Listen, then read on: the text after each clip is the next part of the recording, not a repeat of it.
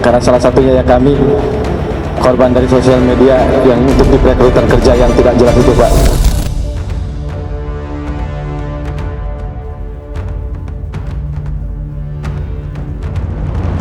Lebih dari 500 warga negara Indonesia menjadi korban perdagangan orang dan kerap mengalami penyiksaan selama bekerja di Myanmar. Menindaklanjuti hal tersebut, pemerintah Indonesia bergerak cepat melakukan operasi senyap lintas negara untuk menyelamatkan korban kembali ke tanah air. Lalu seperti apa operasi senyap tersebut dilakukan dan bagaimana kondisi terkini dari para korban? Mari ikuti saya. Pak Prabowo, Tolong kami. tolong bantu kami. Tolong Pak, kami di sini disekap, nggak dikasih makan. Aksi tindak pidana perdagangan orang atau TPPO berkedok penawaran kerja di luar negeri kian meningkat, di mana Kamboja dan Myanmar menjadi negara tujuan tertinggi penempatan pekerja migran Indonesia ilegal. Dalam rentang tahun 2021 hingga 2025, sebanyak 7.027 kasus TPPO online scamming menimpa pekerja migran Indonesia (PMI).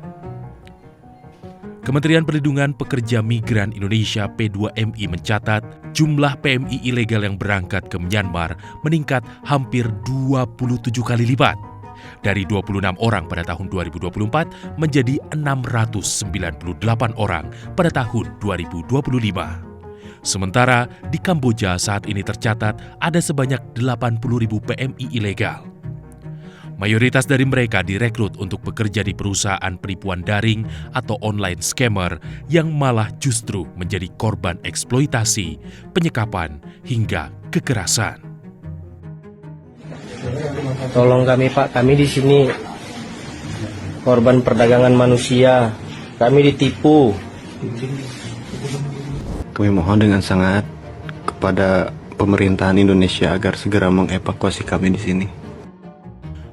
Pada 18 dan 19 Maret 2025, pemerintah berhasil mengevakuasi 554 warga negara Indonesia yang menjadi korban TPPO dan eksploitasi penipuan daring online scamming di wilayah konflik Myawaddy, Myanmar dalam sebuah operasi senyap.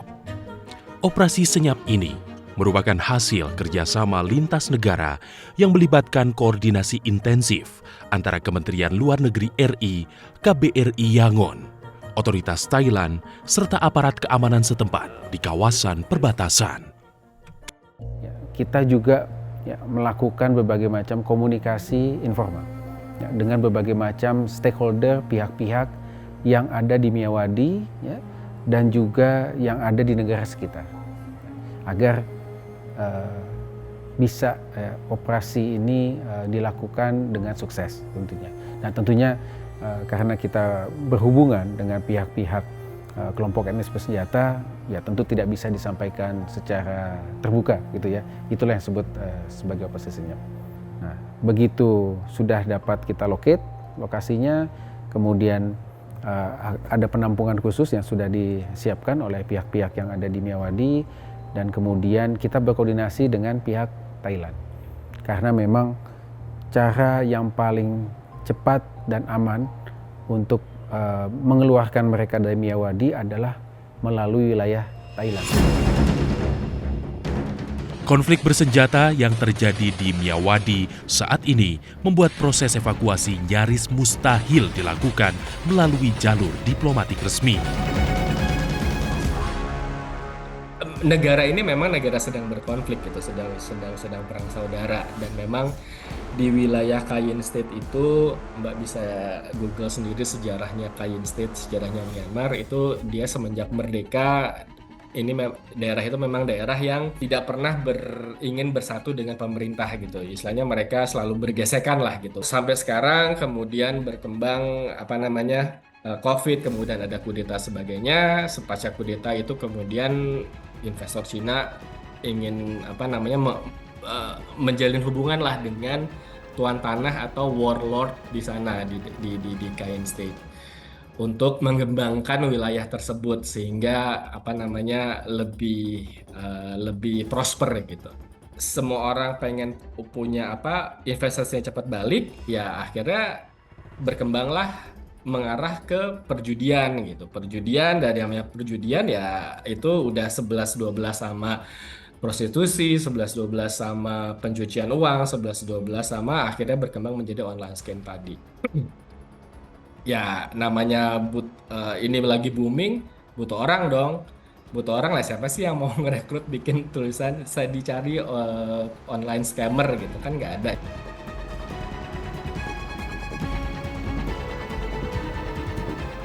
Kalau waktu pelaksanaannya sih memang ada sport jantungnya juga. Kalau kemarin ini bukan kendala, tapi di mana ada yang kita dapat dapat namanya baru pada hari H gitu, sehingga harus ditanyakan lagi dapat nama dari pemerintah Myanmar ya. Oh ini ada 3 orang nih baru masuk, mau dibawa sekalian nggak gitu ya. Kita dari sisi Indonesia tentunya mau karena kita punya kapasitas untuk membawa mereka pada saat itu. Tapi harus lagi ngomong sama pemerintah Thailand, dan pemerintah Thailandnya harus diajak bicara lagi sama KBRI Bangkok. Ya alhamdulillahnya pada saat itu untuk yang kasus untuk yang tanggal 18 Maret mereka mau memfasilitasi ya, walaupun dengan bersungut-sungut juga. Sepanjang periode bulan Februari hingga Maret 2025, pemerintah Indonesia berhasil mengevakuasi 669 PMI dari Myawaddy, Myanmar, yang dilakukan secara bertahap dengan 3 kloter pemulangan. Total ya sejak bulan Februari hingga Maret ada 699 ya warga negara kita yang sudah berhasil kita evakuasi dari Myawaddy, dan tentu dilakukan secara bertahap. 2 kloter pertama kita menggunakan penerbangan komersial karena jumlahnya tidak terlalu banyak. Kloter pertama tanggal 20 Februari 46 WNI, kemudian tanggal 28 Februari sejumlah 84 WNI.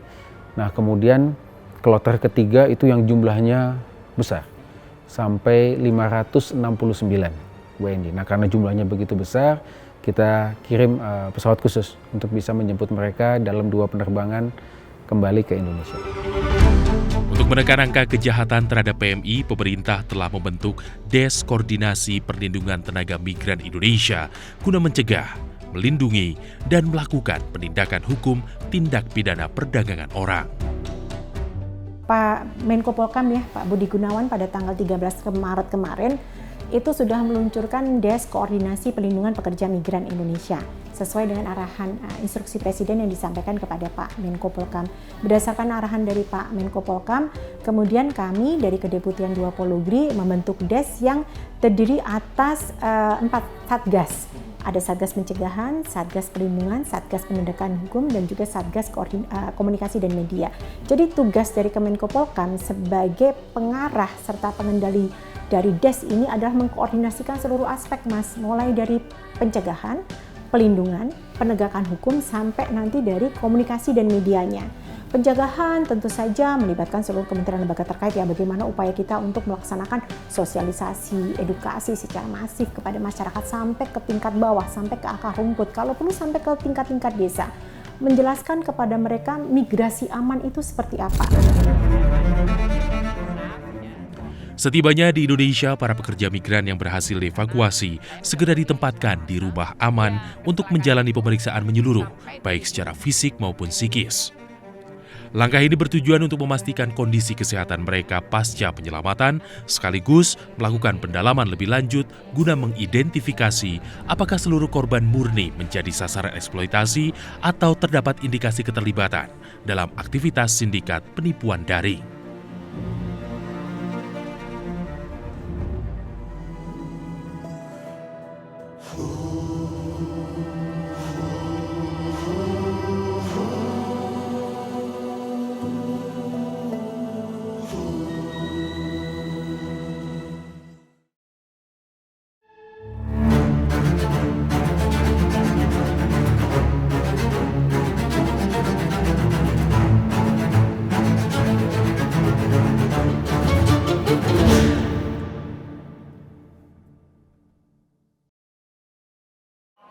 kenapa nggak mempersulit saya itu untuk mencari pekerjaan baru di daerah saya gitu? Oh, kalau dalam negeri nggak ada masalah, Bang. Nggak ada masalah. Karena Bang nggak masalah. Di dalam negeri kan cari kerja nggak pakai paspor. Pakai KTP kan, Bang?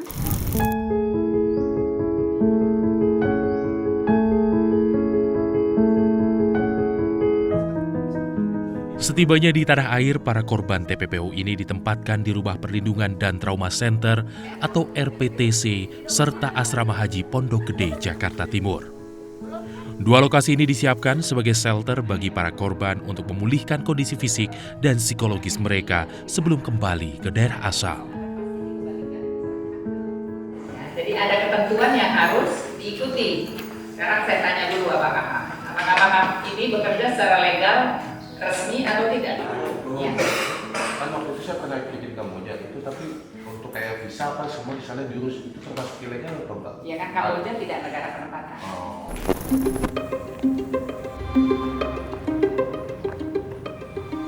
Saya pun berkesempatan untuk melihat secara langsung aktivitas dan kondisi terkini para korban usai dipulangkan dari Myanmar.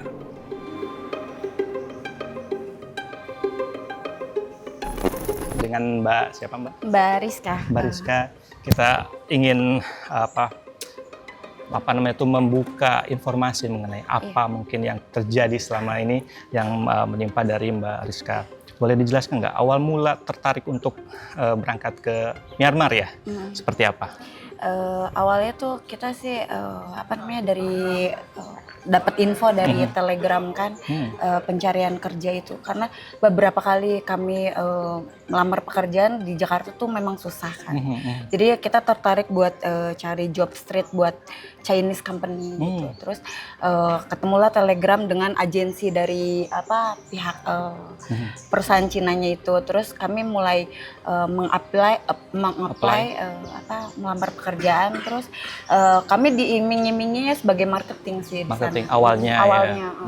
Mereka nggak bilang buat job scam, tapi bilangnya dari Chinese company. Ya sudahlah, kami mau. Ada nominal angka nggak yang ditawarkan? Ya, kami dijanjikan 13 juta per bulannya. Mungkin selain pekerjaan yang tidak sesuai, apakah ada perlakuan yang mungkin kasar atau seperti itu lewat verbal maupun secara fisik ya? Iya, kami mengalami kekerasan secara fisik dan verbal juga. Kami diancam setiap hari jika tidak kami mendapatkan omset, kami akan dipukul, dibunuh. Dia mengancam membunuh juga. Apa yang kami akan lakukan sama kalian gitu. Saya terus fisik juga sih, dipukul sampai lebam-lebam. Terus ditonjok sini rahang temenku sampai luka memar gitu. Terus ada juga yang ditampar. Itu yang mendapatkan seperti itu apakah melakukan kesalahan atau tidak sesuai target? Iya. Biasanya kita kalau nggak nyampe target sih. Setali tiga uang. Cerita yang sama juga dialami korban TPPO lain asal kota Manado, Sulawesi Utara, Erwin. Selama 6 bulan bekerja di Myanmar, tak serupiah pun ia dapatkan, melainkan rentetan kekerasan verbal dan fisik. Aku pertama kali juga masuk ke situ kan, situasinya aku kaget nih Pak. Jadi aku kaget, kok kayak gini? Maksudnya ada kekerasan gitu kan. Nah pas setelah itu ada yang kabur, ada yang pernah yang ku dengar pernah ada yang ditembak, pernah ya pokoknya ada yang hanyut gitu Pak. Puji Tuhan udah sampai di tanah air, aku sangat lega, bersyukur gitu. Dan aku mau berterima kasih kepada kementerian, kepada pemerintah, terutama kepada Kementerian BP2MI yang udah membantu kepulangan. Misalnya dari pemerintah udah membantu kita yang dari imigran luar bisa pulang dengan selamat sampai tujuan.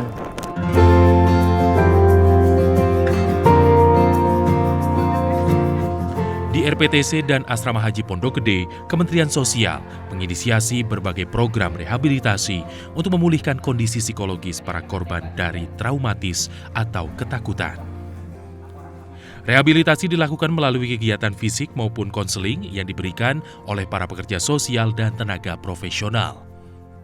Program rehabilitasi sosial itu sebenarnya banyak ya, dari mulai pemberian motivasi, bimbingan sosial, termasuk aktivitas dinamika kelompok, ada peer groupnya.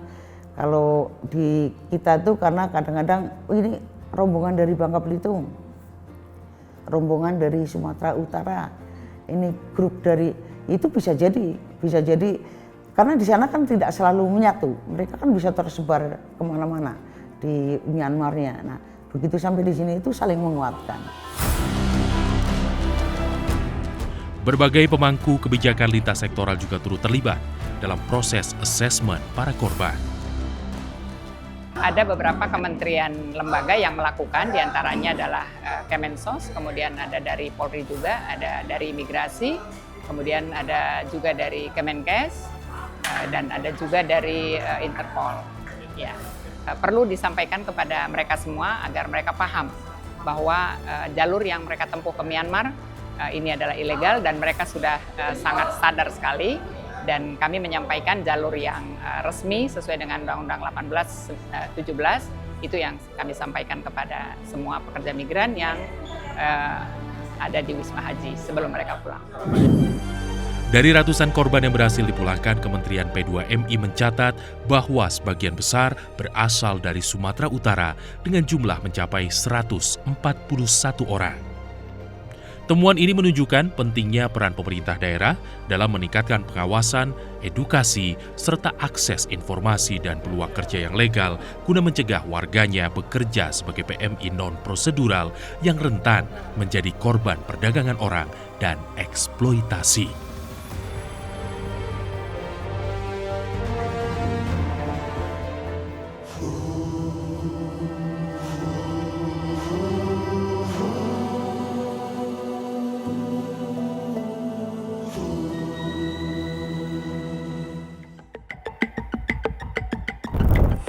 Dari total 554 WNI yang berhasil dipulangkan, mayoritas berasal dari Provinsi Sumatera Utara sebanyak 141 orang, disusul Jawa Barat dengan 75 orang. Saya akan mengajak Anda ke kota Binjai, Sumatera Utara untuk menemui salah seorang PMI korban TPPO di Myanmar yang berhasil selamat dan kembali ke tanah air. Mari ikuti saya.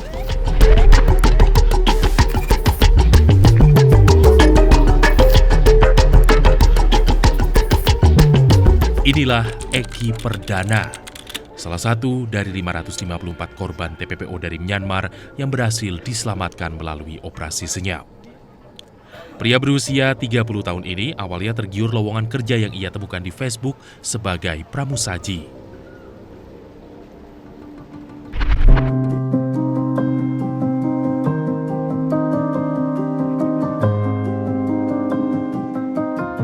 Awalnya saya mencari pekerjaan itu lewat sosmed atau Facebook. Saya diiming-imingi gaji sebesar 15 juta.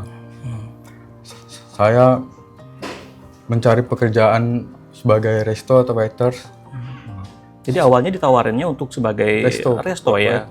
Negara tujuannya awalnya di Thailand ya? Thailand. Tapi ternyata di Myanmar. Itu gimana, Bang? Ya awalnya saya udah sampai Jakarta, saya berangkat ke Bandara Dong Mueang, Thailand.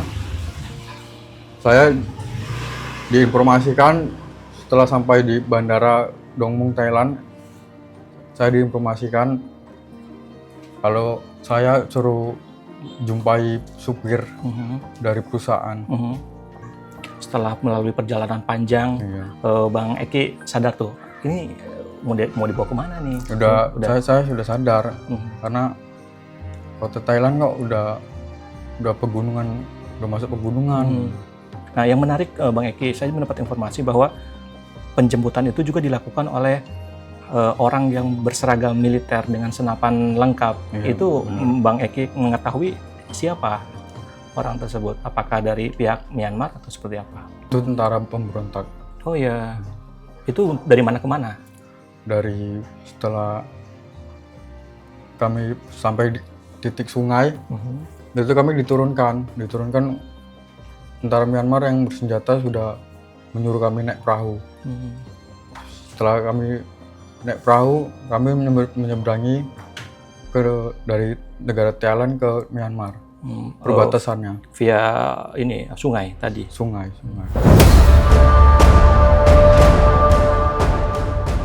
Merespons tingginya jumlah PMI ilegal di Myanmar yang berasal dari Sumatera Utara, pihak Pemprov bekerja sama dengan PP3MI membentuk gugus tugas pencegahan dan penanganan tindak pidana penjualan orang atau TPPO untuk mengedukasi masyarakat tentang bahaya bekerja di luar negeri secara non-prosedural, sekaligus memperketat proses rekrutmen dan penyaluran tenaga kerja agar warga Sumatera Utara hanya berangkat melalui jalur yang legal dan terlindungi. Inilah yang kita bicarakan kemarin, bahwa Pak Gubernur mengarahkan bahwa penanganan TPPO ini tidak hanya harus pada posisi memulangkan, harus mulai dari hulu ke hilir. Bagaimana agar adik-adik, anak-anak ini tidak terperangkap dengan tanda petik notabene semua membutuhkan kerja. Ya, tapi ada handicap yang memerlukan orang perlu kerja cepat, tapi jangan melalui cara-cara yang salah. Ya, jadi inilah yang tugas-tugas dari gugus tugas ini agar kejadian ini tidak terulang. Banyak trauma yang diceritakan oleh adik-adik kemarin yang 33 saya wawancara di Dinas Penghubung Jakarta yang tidak terceritakan. Ya, tapi mereka telan itu. Tapi kita berharap ini juga menjadi pembelajaran kepada milenial. Ini korbannya milenial banyak. Ya, tidak ada yang usia-usia tua. Yang melihat agar jangan tergiur dengan upaya-upaya atau janji-janji mencari kerja mudah, gaji besar, tapi tidak dengan kejelasan dokumentasi pekerjaan yang benar.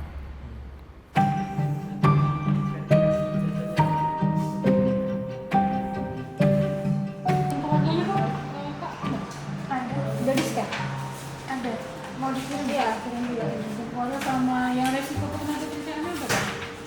Yang bertanggung jawab apa? Ya, pertanggung jawab ini udah di scan juga terlibat. Kita selalu lakukan sosialisasi dekat ke minimal ke kantong-kantong yang lumbung PMI lah. Lumbung-lumbung PMI misalnya kayak daerah di sini ini ada dari Serdang, mungkin ada Binjai atau Langkat. Jadi itu kita lakukan sosialisasi, bukan tidak tertutup juga ke tempat-tempat lain. Kami selalu menginformasikan bahwa job itu ditanya dulu, terdaftar tidak jobnya. Bekerja ke luar negeri itu kan nggak langsung kelihat job di Facebook atau di mana terus langsung bisa daftar. Job ini resmi tidak, job ini terdaftar nggak di pemerintah. Seperti itu yang bisa kita arahkan, anjurkan supaya mereka juga tidak langsung main lamar-lamar lewat online tanpa memastikan bahwa job itu benar atau tidak gitu. Myanmar bukanlah negara penempatan resmi bagi pekerja migran Indonesia. Sebagian besar WNI masuk ke wilayah ini tanpa prosedur yang sah, hingga akhirnya terjebak pada praktek eksploitasi, termasuk penipuan daring. Kontrak kerja adalah hal utama yang harus dipegang sebelum berangkat bekerja ke luar negeri. Jangan mudah terbujuk oleh rayuan-rayuan mendapatkan pekerjaan dengan gaji tinggi tanpa prosedur yang jelas, tanpa kontrak kerja. Seperti itu kan yang harus diketahui oleh masyarakat. Too good to be true tuh sesuatu yang harus kita waspadai, harus kita curigai. Tidak ada sesuatu yang ibaratnya tuh datang secara mudah seperti itu. Kritislah kemudian kalau berangkat ke luar negeri itu harus dengan visa kerja, itu satu. Misalnya pun visa kerjanya dibilang ntar akan diurus di sana gitu di ini. Yang paling minimal itu adalah harus punya kontrak kerja dulu sebelum berangkat. Tanda tangani dulu kontrak kerja kamu di luar negeri sebelum berangkat. Karena dengan begitu kamu punya informasi tertulis kan, kamu akan dapat kerjanya di mana, sebagai apa gitu. Perjuangan ratusan pekerja migran ilegal yang berhasil dipulangkan menjadi pengingat bahwa impian mencari nafkah di luar negeri harus ditempuh melalui jalur resmi. Pastikan setiap lowongan pekerjaan yang diikuti telah terverifikasi dengan menghubungi Dinas Ketenagakerjaan yang ada di wilayah Anda. Jangan sampai demi rupiah, nyawa justru menjadi taruhannya.